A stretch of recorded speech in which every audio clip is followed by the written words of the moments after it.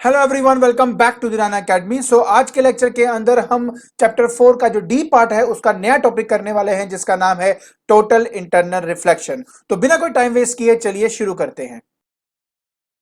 तो देखिए, last class के अंदर हमने क्रिटिकल एंगल को स्टडी किया था और क्रिटिकल एंगल के बारे में हमने ये पढ़ा था कि ये वो पर्टिकुलर एंगल ऑफ इंसिडेंस होता है, वो पर्टिकुलर एंगल ऑफ इंसिडेंस होता है जिस एंगल पे मेरी जो रे ऑफ लाइट है वो सरफेस के अलोंग मूव होनी शुरू हो जाती है।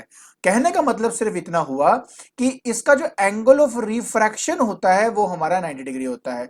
And the most important thing, light must travel from denser to rarer medium. तो ये हमने लास्ट क्लास के अंदर स्टडी किया था। ऐसा क्यों होता है? क्योंकि जैसे जैसे हम अपना एंगल ऑफ इंसिडेंस बढ़ाते हैं, एंगल ऑफ रिफ्रैक्शन आपका बढ़ता जाता है। फिर जब एक रे ऑफ लाइट जब डेंसर से रेरर जा रही होती है तो एक ऐसा एंगल ऑफ इंसिडेंस हमें मिलता है जिस एंगल ऑफ इंसिडेंस पे हमारा एंगल ऑफ रिफ्रैक्शन 90 डिग्री हो जाता है।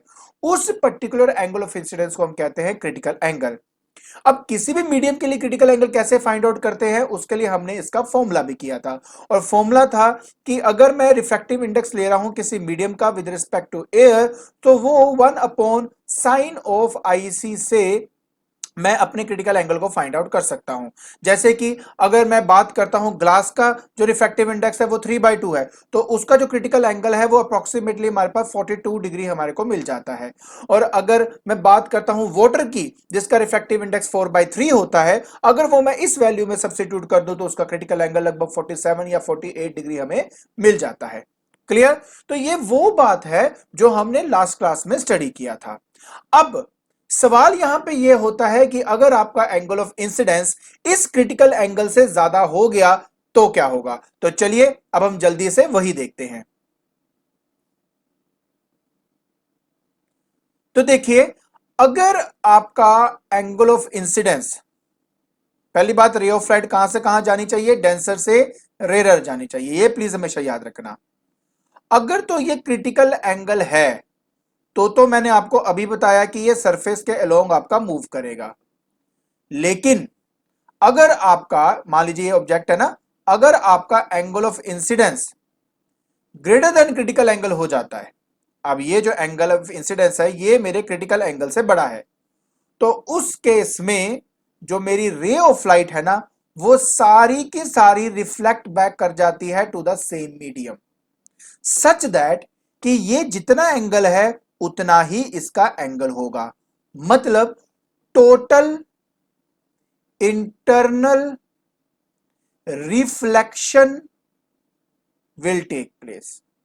सो कहने का मतलब सिर्फ इतना है कि अगर एक रे ऑफ लाइट डेंसर से रेरर मीडियम में जा रही है और अगर आपका angle of incidence is greater than critical angle तो 100% जो आपकी लाइट है वो रिफ्लेक्ट बैक कर जाती है टू द सेम मीडियम, और उस फिनोमिनन का नाम है टोटल इंटरनल रिफ्लेक्शन। और सबसे इंपॉर्टेंट बात, ये लॉज ऑफ रिफ्लेक्शन को ओबे करता है। मतलब जितना आपका एंगल ऑफ इंसिडेंस होगा उतना ही आपका एंगल ऑफ रिफ्लेक्शन होगा। Is that okay? तो एक बात हमेशा याद रखना कि इसमें 100% जो लाइट है वो आपकी रिफ्लेक्ट बैक कर जाती है। क्लियर? तो चलिए अब हम जल्दी से इसकी डेफिनेशन को एक बार रीड कर लेते हैं। तो डेफिनेशन ये कहता है कि when a ray of light travelling in a denser medium is incident at the surface of a rarer medium at the angle of incidence greater than क्या? Greater than critical angle for the pair of media, so the ray is totally reflected back into the denser medium and this phenomenon is called total internal reflection। तो अगर आप definition में भी देखें ना तो दो एसेंशियल कंडीशंस के बारे में बताया हुआ है, और वो दो एसेंशियल जो कंडीशंस हैं वो है, पहला कि अगर आपकी रे ऑफ लाइट ट्रेवल करे तो वो हमेशा डेंसर टू रेरर ही ट्रेवल होना चाहिए। तो मतलब अगर रे ऑफ लाइट अगर रेरर से डेंसर होगा तो ये टेक प्लेस नहीं करता, क्योंकि उस टाइम जो रे ऑफ लाइट है वो बेंड टुवर्ड द नॉर्मल हो जाती है, बट मुझे अवे फ्रॉम द नॉर्मल चाहिए होता है, और वो तभी पॉसिबल है जब वो डेंसर से रेरर जाएगा। पहला कंडीशन हो गया।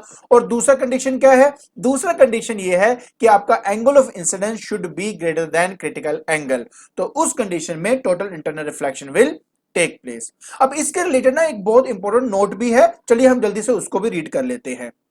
तो नोट ये कहता है आपका कि in the process of total internal reflection 100% of energy is reflected back. ठीक है, कोई भी और डिवाइस नहीं है। अगर आप ये बोलते हो ना कि प्लेन मिरर में भी तो 100% रिफ्लेक्शन होती है, तो देखिए उसमें भी कभी भी 100% रिफ्लेक्शन नहीं होती, क्योंकि उसका कुछ पार्ट जो है वो एब्जॉर्ब भी हो जाता है, कुछ पार्ट आपका रिफ्रैक्ट भी होता है। इस वजह से उसमें कभी भी 100% रिफ्रैक्शन टेक प्लेस नहीं करती। तो प्लीज इस बात को ध्यान रखना। सिर्फ यही एक फिनोमिनन है जिसके अंदर 100% ऑफ एनर्जी, मतलब पूरी की पूरी इंटेंसिटी ऑफ लाइट आपकी रिफ्लेक्ट बैक करती है। और इसी वजह से हम पेरिस्कोप बनाने में, बाइनोकुलर बनाने में, या कोई भी स्पेशल टाइप ऑफ कैमरास होते हैं उनको बनाने के लिए टोटल रिफ्लेक्टिंग प्रिज्म्स का इस्तेमाल करते हैं, क्योंकि ये जो प्रिज्म्स होते हैं ना, ये एक्चुअली वर्क करते हैं on the principle of total internal reflection, और हम प्लेन मिरर को रिप्लेस कर देते हैं इन प्रिज्म से। आई होप आपको ये बात समझ में आ गई होगी।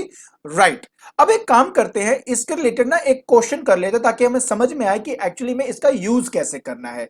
तो देखिए, ये है वो आपका क्वेश्चन। अब इस क्वेश्चन को जल्दी से मैं रीड कर लेता हूं। कहता है कि a ray of light enters a glass slab, ये मेरा ग्लास स्लैब दिख रहा है as shown in the figure, and strikes at the center O, ये देखो यहां पे कर रहा है।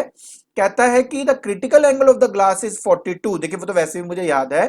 कंप्लीट द पाथ ऑफ रे till it emerges out from the slab. देखिए अब इस केस में ना जो 90% बच्चे हैं ना, वो पता क्या करते हैं, वो इस ये देखते हैं कि देखो ये तो 42 डिग्री बन गया, और देखिए क्रिटिकल एंगल भी 42 डिग्री है, तो जो मेरे रे ऑफ लाइट है ना वो इसी सरफेस के अलोंग ऐसे मूव करेगा।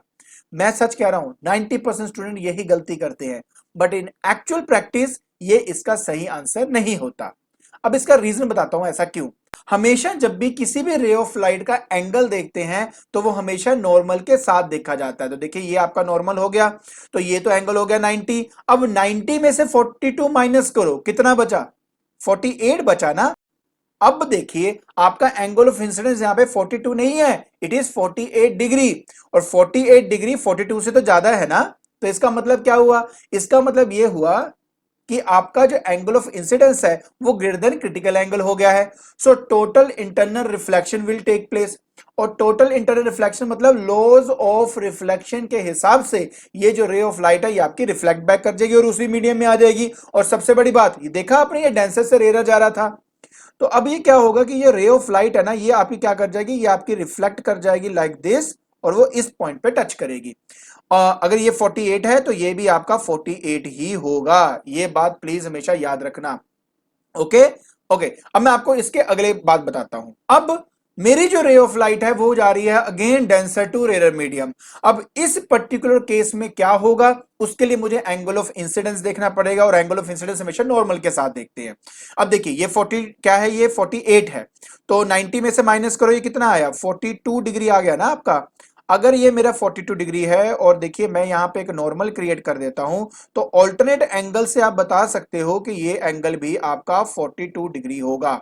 ठीक है ना। अब देखिए इस टाइम क्या हो रहा है, इस टाइम आपकी जो रे ऑफ लाइट है जब डेंसर से रेयर जा रही थी तो ये एंगल 42 डिग्री बना रहा है, और इसका क्रिटिकल एंगल कितना है, 42 डिग्री। तो ये एंगल ऑफ इंसिडेंस क्या होगा, ये क्रिटिकल एंगल आपका हो जाएगा। और क्योंकि मेरा angle of incidence critical angle है, सो देयरफॉर अब रे ऑफ लाइट सरफेस के अलोंग मूव करेगा लाइक दिस। तो इसका मतलब कि मेरा एंगल ऑफ रिफ्रैक्शन इस केस में 90 डिग्री हो जाएगा, और ये है रिक्वायर्ड आंसर। और इस तरीके से हमने ये सब ड्रॉ करना था। समझ में आया। तो इस तरीके से टोटल इंटरनल रिफ्लेक्शन का हम यूज करते हैं रे डायग्राम बनाने के लिए। Clear, okay. तो आज के लेक्चर के अंदर हमने स्टडी किया total internal reflection. I hope आपको ये जो कॉन्सेप्ट है ये समझ में आ गया होगा। तो अब आपने क्या करना है, जल्दी से डिस्क्रिप्शन बॉक्स में जाइए और इसके रिलेटेड जो नोट है वो आप डाउनलोड कर लीजिए। अगर आपको मेरी वीडियो पसंद आ रही है तो please like it, share it and subscribe it. आज के लिए बस इतना ही। Thank you so much.